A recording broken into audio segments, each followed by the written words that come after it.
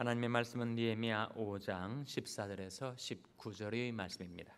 내가 유다 땅 총독으로 세움을 받은 때 곧 아닥사스다 왕 20년부터 32년까지 12년 동안은 나와 내 형제가 총독의 녹을 먹지 아니하였느니라. 이전 총독들은 백성에게 토색하여 양식과 포도주와 또 은 40세겔을 취하였고 그 종자들도 백성을 압제하였으나 나는 하나님을 경외함으로 이같이 행치 아니하고 도리어 이성 역사의 힘을 다하며 땅을 사지 아니하였고 나의 모든 종자도 모여서 역사를 하였으며 또 내 상에는 유다 사람들과 민장들 150인이 있고 그 외에도 우리 사면 이방인 중에서 우리에게 나온 자들이 있었는데 매일 나를 위하여 소 하나와 살찐 양 6을 준비하며 닭도 많이 준비하고 열흘에 한 번씩은 각종 포도주를 갖추었나니 비록 이같이 하였을지라도 내가 총독의 녹을 요구하지 아니하였음은 백성의 부역이 중함이니라. 내 하나님이여, 내가 이 백성을 위하여 행한 모든 일을 생각하시고 내게 은혜를 베푸시옵소서. 아멘. 할렐루야. 서로에게 평강의 복을 기원하는 마음으로 샬롬 인사 나누시기 바랍니다. 샬롬. 샬롬. 수요 예배 잘 오셨습니다. 우리가 수요 예배 시간에는 느헤미야 말씀을 상고해 나오고 있죠. 느헤미야는 정말 구약 성경 중에서도 탁월한 리더였습니다. 그의 직업은 뭐였죠? 직업은 총독이었습니다. 정치 지도자였죠. 그러나 누구보다도 신앙이 출중한 인물이었습니다. 강력한 지도력을 발휘해서 그에게 주어진 사명, 시대적인 사명이죠. 예루살렘 성벽을 재건하는 그 사명을 완수하는 하나님께 놀랍게 쓰임받은 인물입니다. 그 느헤미야가 유다 총독으로 12년간 있을 때 녹을 받지 않았다, 그런 말씀이 14절에 나오죠. 한번 같이 읽겠습니다. 14절 말씀 시작. 내가 유다 땅 총독으로 세움을 받은 때 곧 아닥사스다 왕 20년부터 32년까지 12년 동안은 나와 내 형제가 총독의 녹을 먹지 아니하였느니라.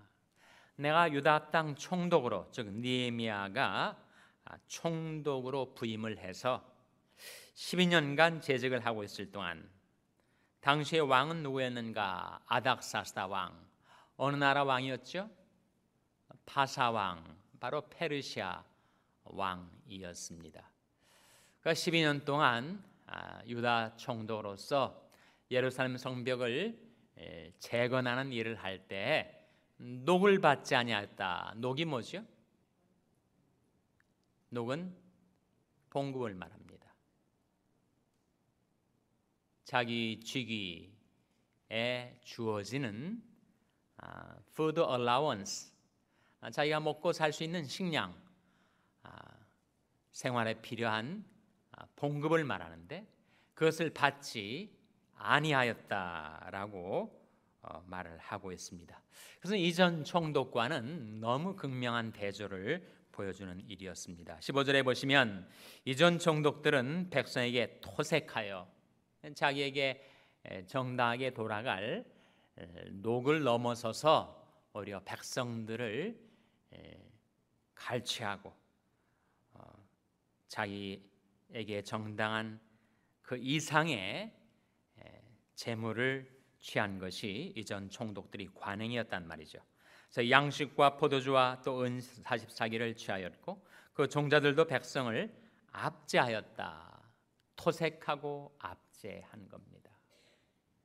자기들에게 주어진 총독의 권세 또는 총독 부하의 권세를 휘둘러서 백성들 위에 군림하고 백성들의 재산을 그 파워를 가지고 세력을 가지고 그것을 취하는 일을 범하였으니 이 새로 부임한 유다 총독 느헤미야와 느헤미야의 동역자들과는 너무 대조가 되었던 것입니다. 16절에 보시면 도리어 이성 역사에 힘을 다하며 땅을 사지 아니하였고 총독의 권세를 자신이 재산 증식의 기회로 사용하지 않았습니다. 나의 모든 종자도 모여서 역살하였다. 느헤미야뿐만 아니라 느헤미야의 부하들도 역시 같은 정신, 같은 행동을 하면서 오직 그들에게 주어진 성벽 재건의 일에 집중하였음을 보여주고 있습니다. 그렇다면 이 느헤미야는 과연 어떻게 생활을 하였을까? 느헤미야가 먹여 살린 사람들이 적어도 120명이 넘습니다. 150명이 넘습니다. 17절에 보시면 또 내 상에는 유다 사람들과 민장들 150인, 민장들은 백성들 중에서 지도자들인데 그 지도자들만 150인이고 또 거기에 더하여 유다 사람들도 있고 또 사면 이방인 중에서도 느헤미야에게 나와서 먹고 사는 문제, 생계의 문제를 해결받은 사람들이 있었으면 대체 느헤미야는 봉급도 안 받는데 어디서 그것이 다 충당이 되었을까? 중앙정부에서 따로 재정지원이 있었던 것인가? 아니면 느헤미야가 원래 재산이 좀 많아서 그것을 충당할 수가 있었는가? 성경이 거기에 대해서 침묵하기 때문에 우리는 다만 추측할 따름입니다. 현대에서도 적어도 이면에 있어서 유산 관행을 실행한 한 인물이 있죠. 미국의 수도는 워싱턴 DC, 한국의 수도는 서울, 세계의 수도는 어디라고 하죠? 세계의 수도는 뉴욕이라고 합니다. 뉴요커들은 그렇게 자부심을 가지고 자기들이 세계의 수도에 살고 있다라고 얘기를 해요. 그 뉴욕시의 시장 삼선 시장을 연임한 블룸버그, 마이클 블룸버그라는 인물이 그러했단 말이에요. 이 사람은 9/11 2001년도에 있었던 9/11 직후에 뉴욕 시장이 되었습니다. 줄리아니에 이어서 시장이 되었는데 시장으로 봉급을 1년에 딱 일부를 받았어요. 그리고 자기는 서웨이를 타고 시장 집무실로 출근을 했었습니다.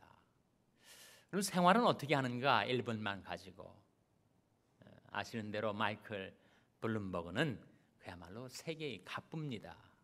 그 사람이 재산이 365억 달러, 미국에서 10번째 부자, 세계 전체에서 13대 부자. 365억 달러가 어느 정도의 재산인가 감이 잘 안 잡히시겠지만 우리나라 원화로 환산하면 대개 한 40조 정도가 되는 재산입니다. 재산이 워낙 많으니까 굳이 시장 봉급을 받지 않아도 얼마든지 살 수가 있는 거죠. 그래서 애뉴얼 샐러리가 1불이었습니다.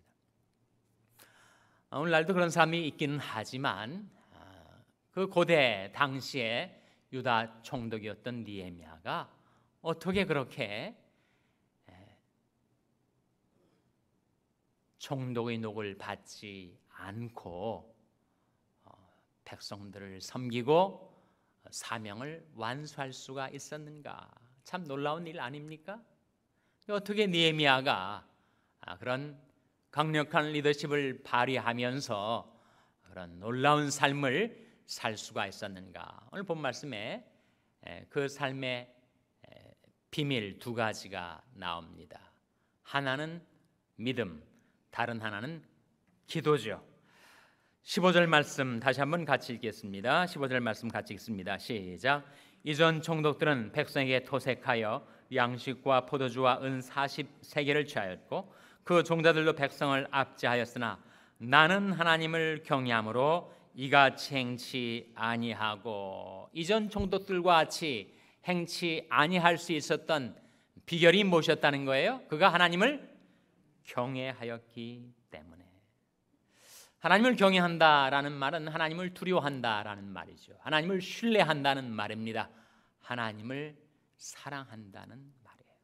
그러니까 느헤미야가 가지고 있었던 이 하나님께 대한 신뢰, 바로 믿음으로 그렇게 살 수가 있었던 것 한 가지. 두 번째는 그의 기도입니다. 19절 말씀에 느헤미야의 기도가 나오죠. 19절 말씀 같이 읽겠습니다. 시작. 내 하나님이여, 내가 이 백성을 위하여 행한 모든 일을 생각하시고 내게 은혜를 베푸시옵소서. 우리가 성경을 통해서 정말 기도를 배우게 됩니다. 과연 느헤미야는 어떻게 기도했을까? 기도의 방식뿐만 아니라 기도의 내용, 기도의 제목도 우리가 배우게 되는데, 느헤미야의 기도 제목, 기도의 내용이 바로 이 말씀에 나오지 않습니까? 내 하나님이여, 내가 이 백성을 위하여 행한 모든 일을 생각하시고 내게 무엇을 베풀어 달라 기도하고 있습니까? 은혜를 베푸시옵소서. 느헤미야는 그야말로 백성을 위하여 혁혁한 공로를 세운 사람이었지만, 그러나 여전히 하나님 앞에 은혜를 필요로 하는 존재임을 그는 망각하지 않았어요. 그것이 오히려 느헤미야의 위대한 신앙 아니겠습니까? 자기가 최선을 다하여 전심으로 완전하게 살려고 노력하지만, 그러나 여전히 하나님의 은혜를 받지 않고서는 살 수 없는 존재임을 그는 잊지 않았던 것이죠. 시편 26편 11절 한번 찾아보시기 바랍니다. 시편 26편 11절 말씀. 시편 26편 11절 말씀 찾아서 한번 같이 읽겠습니다. 구약성경 819면. 역시 여기에서도 우리는 귀중한 기도를 배우게 되는데요. 자, 시편 26편 11절 말씀 같이 읽겠습니다. 시작.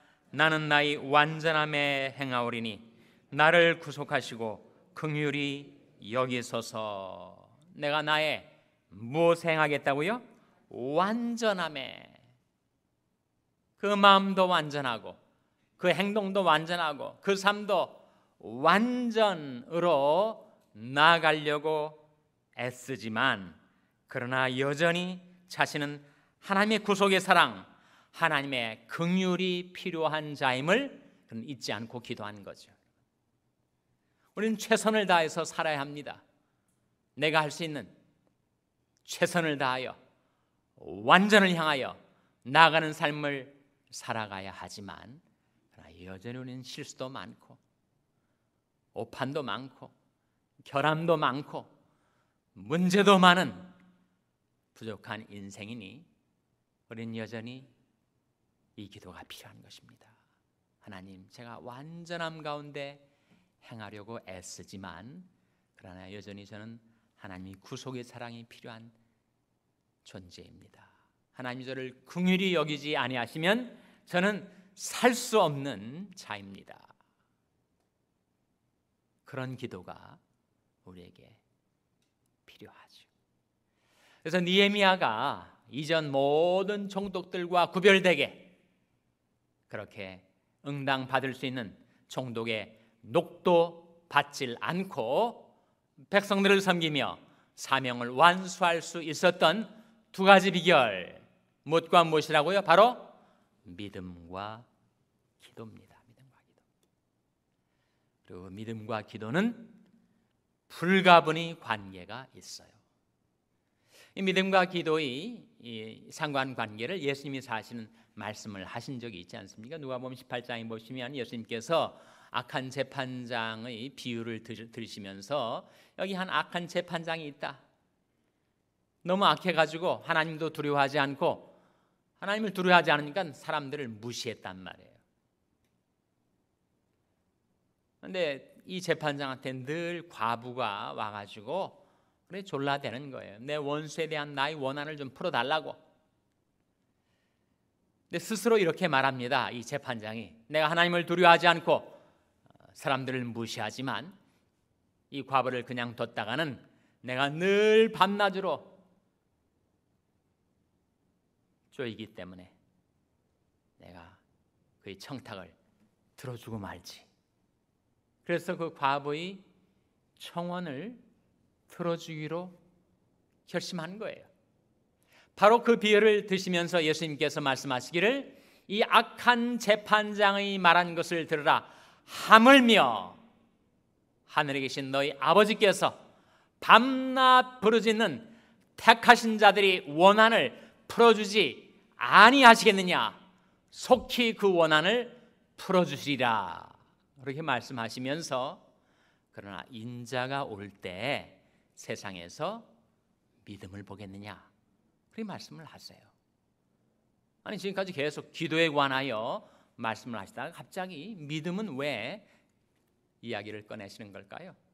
그것은 바로 믿음과 기도의 상관관계, 뗄래야 뗄 수 없는 불가분의 관계.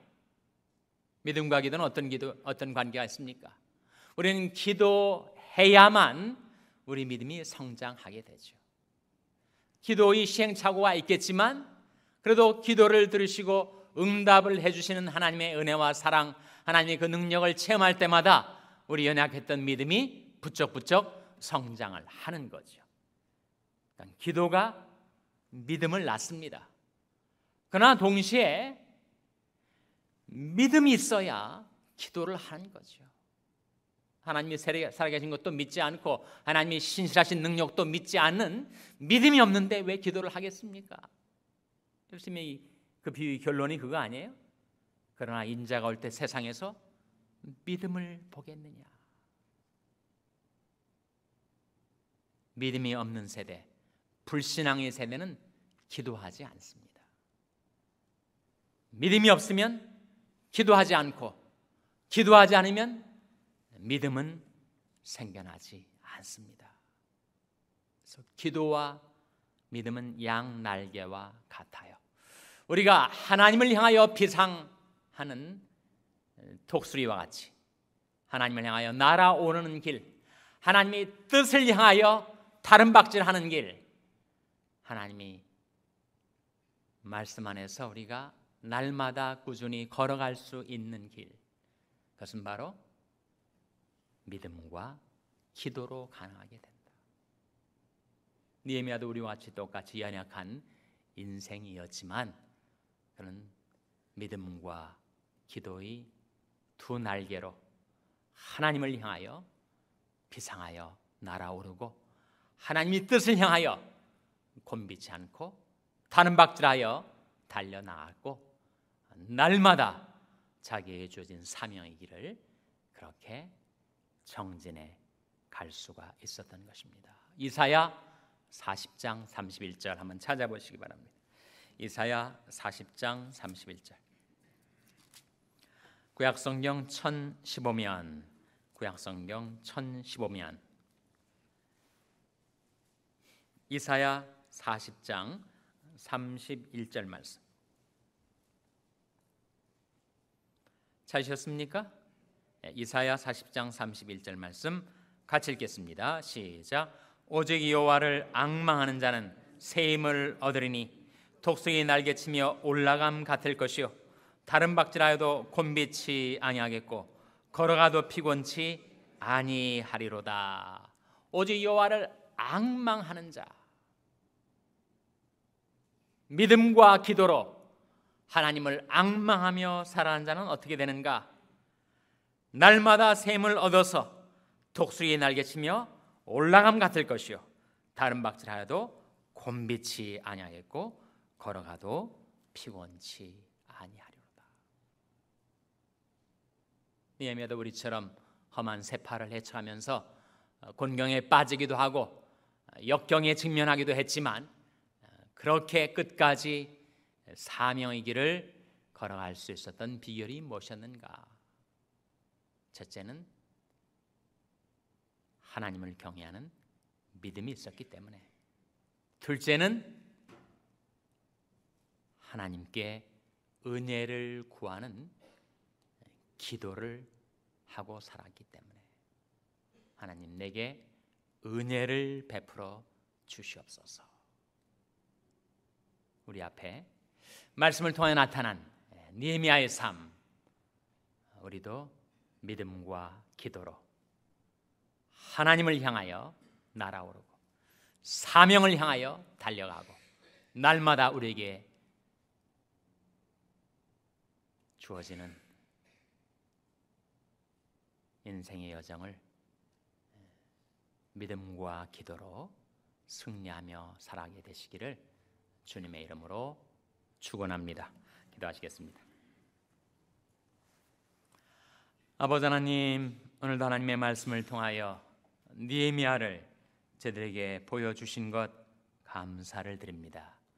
느헤미야가 하나님을 경외하는 믿음과 내게 은혜를 베푸시옵소서 하는 기도로 살아갔던 것처럼 하나님, 저희의 삶 속에서도 오직 믿음과 기도로 저들에게 주어진 사명을 감당하며 살 수 있도록 하나님 저들을 도와 주시옵소서. 이 모든 말씀을 예수님의 이름으로 기도하옵나이다. 아멘.